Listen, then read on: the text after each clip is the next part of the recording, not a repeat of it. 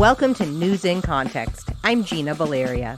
In this episode, we explore the journalism industry and approaches to news coverage in the U.S., including the challenges we face, how young people are thinking about storytelling and information sharing, and what journalism should offer society. My guests are former journalists turned educators Yumi Wilson, journalism professor at San Francisco State University, and Grace Provenzano, journalist, documentary producer, and educator at Arizona State University. Grace, Yumi, and I co-authored a book about journalism called Writing and Reporting the News for the 21st Century.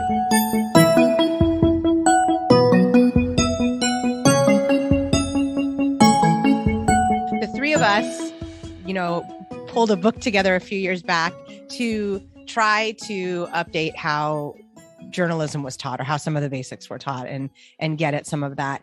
And we all pay attention to the industry. We all pay attention to the trends.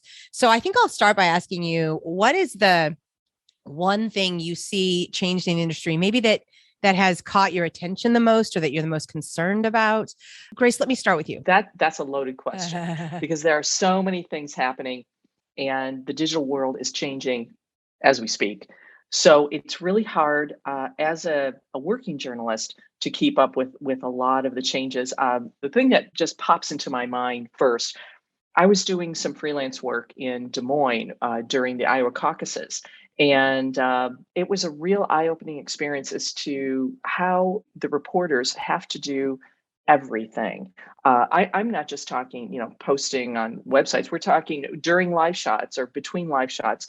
You need to go Facebook Live, and there's an analytics board, which the reporters call the wall of shame in the newsroom, because every few minutes there is feedback on how you're doing. And, I know that there are a lot of things you need to do to keep up with technology, of course, as a journalist in a newsroom.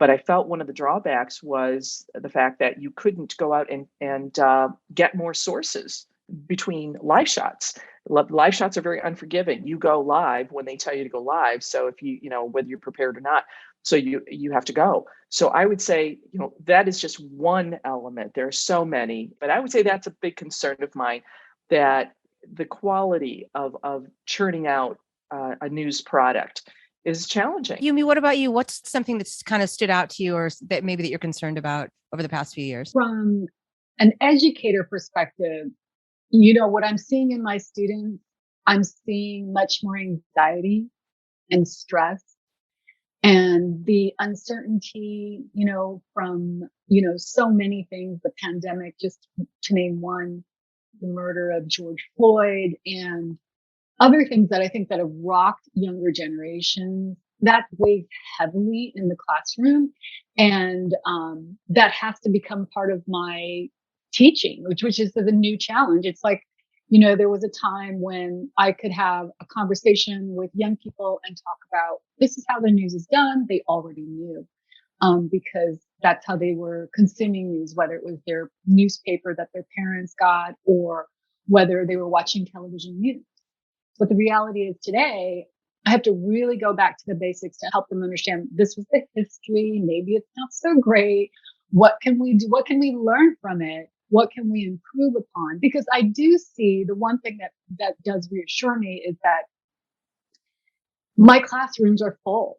And that means, and it's not me, it means that young people are very interested in storytelling and very interested in learning about news and doing better and changing the world through that medium. So I'm heartened by that, but I would say that's definitely the biggest thing. Yeah, I think on both counts that what you said, I'm feeling that too. And in particular in the classroom, there's been a shift, at least that I've noticed, of instead of this like voracious, like I want to dive in, there's this, I want to fix the world, but there's this, instead of being curious, it's more, I need comfort, which is great, which is fine. But it's that curiosity has been sort of like all these existential crises are swirling and it's daunting for them. Bringing them out and having that conversation is definitely a shift for me too. It's like taking a few steps over here to do this and then trying to draw it here and figuring out. Yeah, absolutely. Yeah. Figuring out a kind of a new way to approach the teaching. Yeah. And as far as how the industry is working, Yumi, even though you're not working in a newsroom, I know you're paying attention to the industry and this idea of analytics and this idea of giving the public what they want instead of what they need.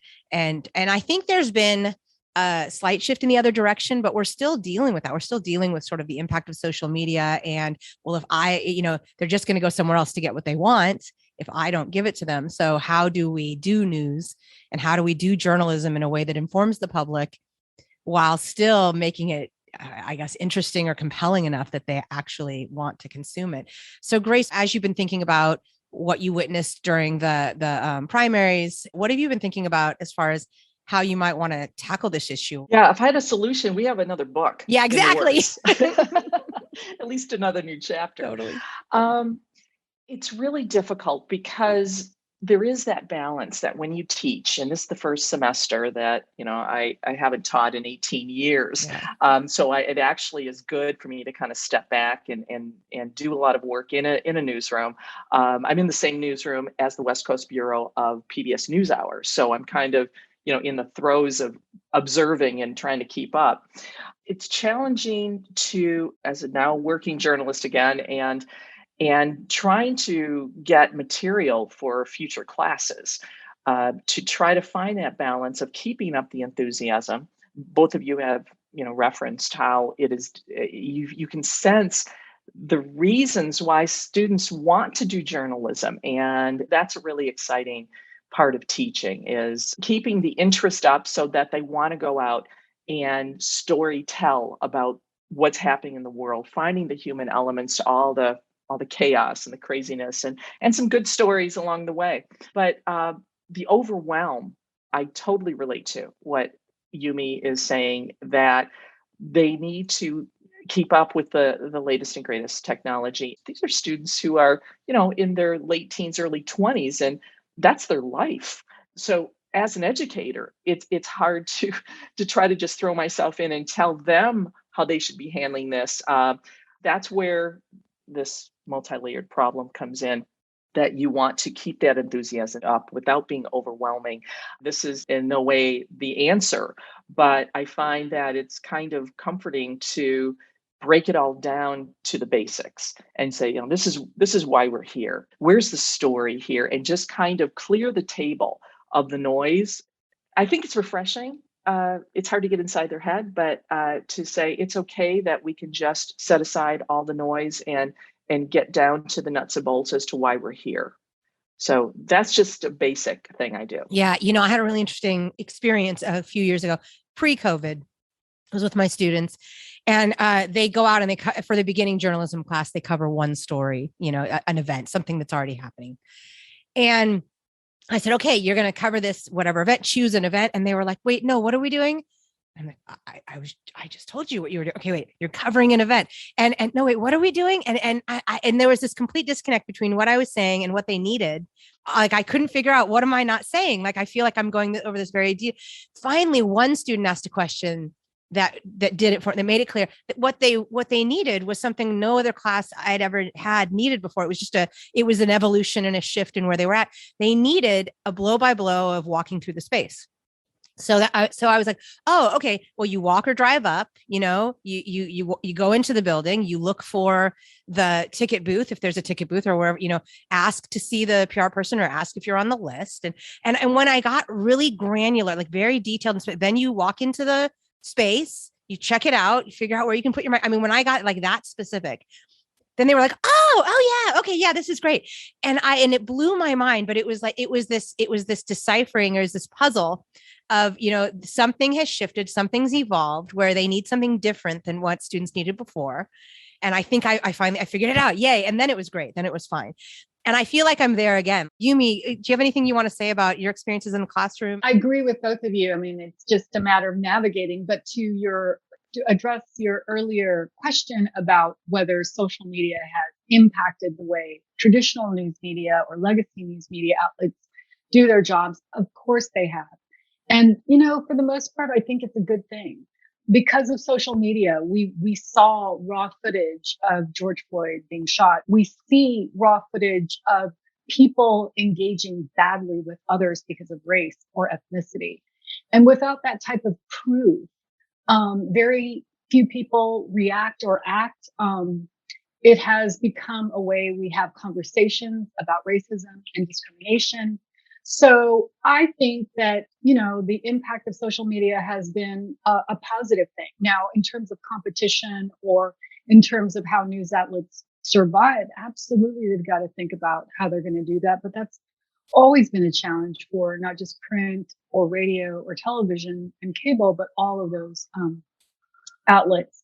What I can say, is that, the majority of media outlets in this country and many other countries are owned by very few companies. And I think that one of the things, to bring it back to teaching is that, when I'm in a class and I can show them the numbers and statistics that show that, 6 companies or a handful of companies own the majority of media outlets. They then take that in, and then, this class is about analyzing it. And it's very refreshing to see their comments and feedback, because they just didn't know, right? They think BuzzFeed is very unique, but it is owned by a major company. And they're just like, wow. But for them to come to that understanding is what I think is the challenge of teaching.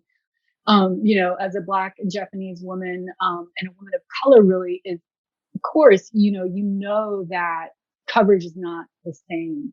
Of course, I am teaching virtually, so it's really been another challenge, right? Totally. But the way, what is important in journalism today, we can't pretend to be robotic, unemotional individuals. We need to acknowledge that we each have our own implicit bias, but we also have rich experiences, and have conversations with people.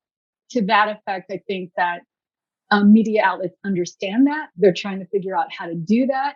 I do see a difference when we think about television news to something like online magazines, especially local television news. To me, seems much more entrenched in the way they have done things. They'll start with the weather report and, kind of walk through crime. When it bleeds, it leads. But that's turning off generations of people, young people. And I think it behooves local news outlets to think about, is that really representative of my community? When you think of public interest and you think about the acts that have passed under, what started out as the FRC and now the FCC, there was intention early on to make sure that all of these stations that have the airwaves are thinking about their communities. And I would love to see more local news outlets do that, and not just cover, the crime, the murder that happened down the street, but also tell us about the nonprofit group that is trying to do something to help people who are homeless and living in camps and tents around the place. That idea of covering the community. And I think the questions of, you brought up, really the idea of implicit bias and opinion and where we come from, and no one comes from nowhere. And that there isn't just one objective standpoint. There may be an objective process, which I definitely want to dive into. But first, I want to talk about that point of, you mentioned earlier, Yumi, that most news outlets are owned by very few corporate owners. And that has led to kind of a diminishment of community journalism. And instead, a lot of syndicated work, a lot of reliance on, say, the Associated Press, which is great, but that's more national, loss of jobs locally. And so a lot of nonprofit outlets are now kind of cropping up to try to fill that void and cover the community or the diaspora of the community well. So Grace, let me turn to you. You're working for PBS station. So I wonder if you have any thoughts about community journalism and community coverage. It's a nightly public affairs program called Horizon. So it takes on local issues. It's all about local issues. It's a Phoenix PBS, but it's really statewide. It is one of the places you can still go in this area anyway for local news long form reporting, which is, it's sad to say, a dinosaur. You don't really get 3 to 6 minutes to tell a story anymore. I wanted to comment though about the traditional local news, the CBS, NBC, ABC affiliates. The caucus work I did back in Iowa was for a CBS affiliate.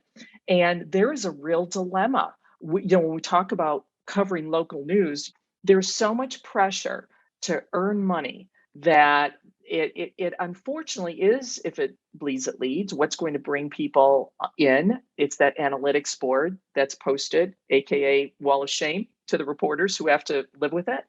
But it is dictated by the ownership who sits, they sit in New York. This particular station is owned by Hearst. And a lot of the decision makers are not news people. And it's been that way for quite some time now, probably 20 years or more. And so they look at the numbers, and if something doesn't fly, then they're thinking, what can we do to tweak it? You're listening to News in Context. I'm Gina Valeria. I'm talking about journalism and the news industry with journalists and educators Yumi Wilson and Grace Provenzano. There are so many layers here of dilemma that local news stations are dealing with. They can't figure out why ratings are still low. They want to bring in the younger viewer with all of the social media platforms and everything, yet they're losing the older viewer, what is it, 50 and up, who want that A block, B block, sports, weather, good night, everybody, routine. But, how do they change? They haven't quite figured it out because local news is still losing in the long run. So do I have an answer? No. It's a really long way of saying, I don't know. If you don't mind, Gina, I'm going to pose a question. Sure, please. This has to do with citizen journalism, that they hold as much weight. Yes, citizen journalists gave us the George Floyd video, and that changed the way things are done. The guy who videotaped, and I do mean videotaped, the Rodney King? Yes, he just passed away. That person kind of set the tone. And this person is just unknown to history for the most part, right?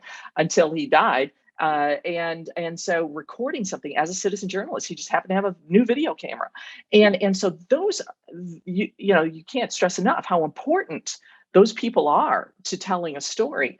But there's a certain training that goes into being a journalist, how to dig. Would Watergate have happened if we relied just on citizen journalists? And my question is, how do you feel about the citizen journalist as someone who, should they be held up to the same standard as someone who is trained for many years in the profession to tell a story? I think that ties in to what you both have been mentioning, what Yumi and Grace, you both have been mentioning about social media and why isn't, so I'm going to start here and then get to your question. Why isn't local TV news taking hold among young people?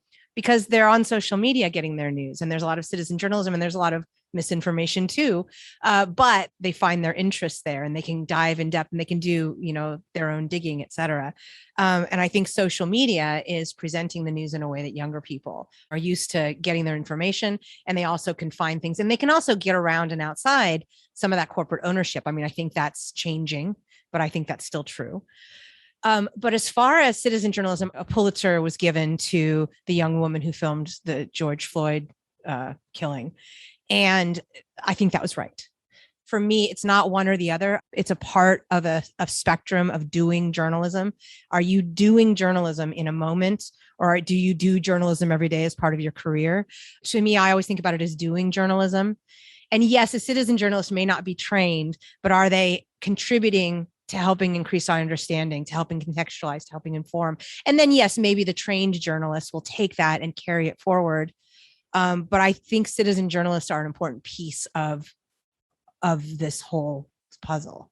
Those are my thoughts. Yumi, how about you? I completely agree. And I even think of it as just being a citizen of this country is when you see something that seems wrong, you record it and you report it. But what I will say is that training is more essential than ever, because there is so much misinformation and there is disinformation.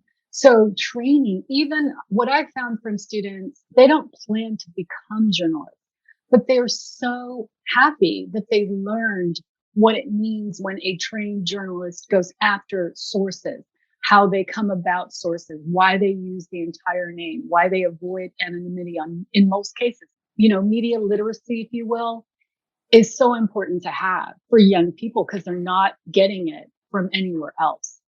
Having said that, I do think when newsrooms say, well, I'm only going to write stories or report stories that focus on crime or sensational, And that's the only way I'm going to make money. I completely disagree because I feel like that's just your excuse. I mean, look what's happening in the web world. You know, young people are reading human interest stories and profiles about people traveling. They're reading stories about a green environment movement. They're hungry for lots of different stories. They're just not being given those stories in the traditional places. And that's why they don't go to them. It's the responsibility of a news outlet, especially if you're losing numbers and you don't know why, to understand why young people and why all people, myself included, why have we turned away from traditional news sources? Are we really getting the full picture, or are we living in fear because the top 5 stories of your short program all create fear in my mind of how it feels to live in Oakland, for example? It's got to stop being the argument about, well, we'll only make money because, you know, this is how people. That's not true. That's not what, you know, the audience is doing. Podcasts, for example, if you look at the Pew Research Center report that's done annually, and it shows that podcasts are increasing through the roof. Podcasts that offer everything from a good crime show, which has been featured now in that new show with Selena Gomez and Steve Martin and Martin Short, Only Murders in the Building. Exactly. Oh, yeah. Only Murders. Mm-hmm. I love that show because it really grasps, wow, podcasts have made a difference in our world. We need to acknowledge it, right? And we can learn from that. If we want to have jobs in traditional media outlets because they are the ones that pay right now, if we want our newsrooms to grow, we can learn from what's happening in the non-traditional world and embrace it. You know, I mean, make it better, because that training will help us, right? Yeah, absolutely. I think when you were saying, I love both your answers about citizen journalists, by the way, that there's room for everybody. Yeah.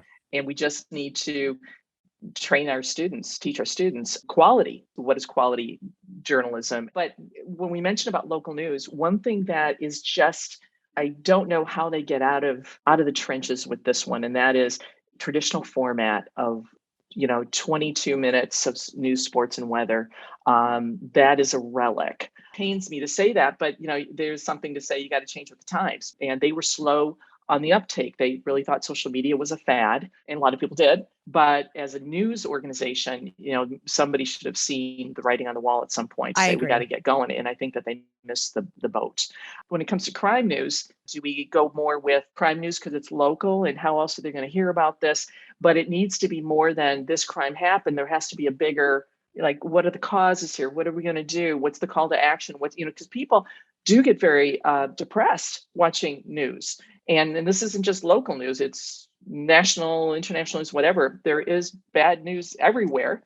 And we got to give viewers something to work with other than, here's some really news that's depressing. Let me share it with you. Right. To your point about TV news is still being done, and in a way that's resonant with younger people or with more audiences online on YouTube. Yes. Again, there's misinformation there too, but there's news there, and podcasting. So it's not like radio and TV news are really dying. They've just shifted into this digital space because that is a way where you can try out new formats and you can go in more in depth and spend a little more time, contextualize, inform. Yes. Corporate TV news, they've definitely been behind the 8 ball on shifting to respond to audience needs for information, not necessarily audience needs for what I want. What is your definition of journalism? What is journalism to both of you? So Yumi, when I ask you to define journalism, what would you say? When you look up journalism, it is simply that you are providing information that helps the public either vote, do their jobs, or simply function in the world. That's the essence of journalism. But getting beyond the definition, the question is the information that you obtain and you want to share with others valid, or is it accurate? Because we still do have laws in this country that if you were to libel or defame someone, you could get in trouble. And I think that's another part of education, that yes, you can go out there and pick up your camera and pick up your recorder and tell stories, but be mindful that you could also be sued, by someone who says you defamed them, you libeled them, you hurt their reputation. I totally agree. Providing the context, a fuller picture. Grace, how about you? What journalism is to you, what your definition of journalism is? Along with what Yumi said, finding stories that help and inform. When you dig to the very foundation, if you're not doing that, what are you doing? And of course, along with finding stories that help and inform, you have to get the facts right. Well, getting the facts right require making more than a couple of phone calls. And if one person does not return your phone call, you have several, lined up so that you do get someone to talk to you, especially if you're on deadline, in order to find the stories that will help and inform and to make sure the facts are right. You've got to be a bit of a pit bull when it comes to getting the job done. Getting back to what is journalism? Journalism is following the tenets: do no harm, be transparent. What is the information that we are putting across for the good of the public? Whatever the means by which you are transporting your story, you have to stay true to that premise. This has come up a little bit throughout our talk. The idea of objectivity and bias and making sure that different perspectives are brought in, different parts of the community are treated with humanity and decency and covered well rather than othered. And that we recognize that we ourselves come from somewhere and have perspectives, but the process of journalism can be objective. I do think individual journalists are trying hard to tell stories that need to be told, but they're often being stopped from airing those stories. They're often not given the resources they need to tell those stories.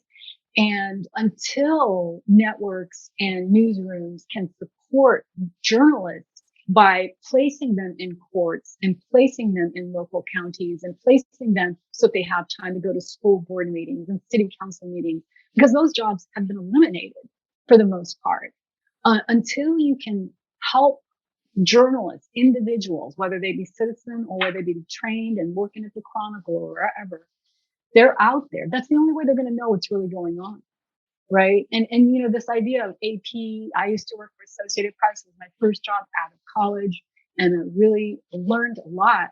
But to rely on a news wire for your local story, because you can't be at the State House covering that bill, there's something fundamentally wrong with it. You're not going to get the whole story. And I think that is why so many people have turned away from traditional news outlets, because they know they're not going to hear about their son's high school, college team. They know they're not going to hear about the local city council meeting.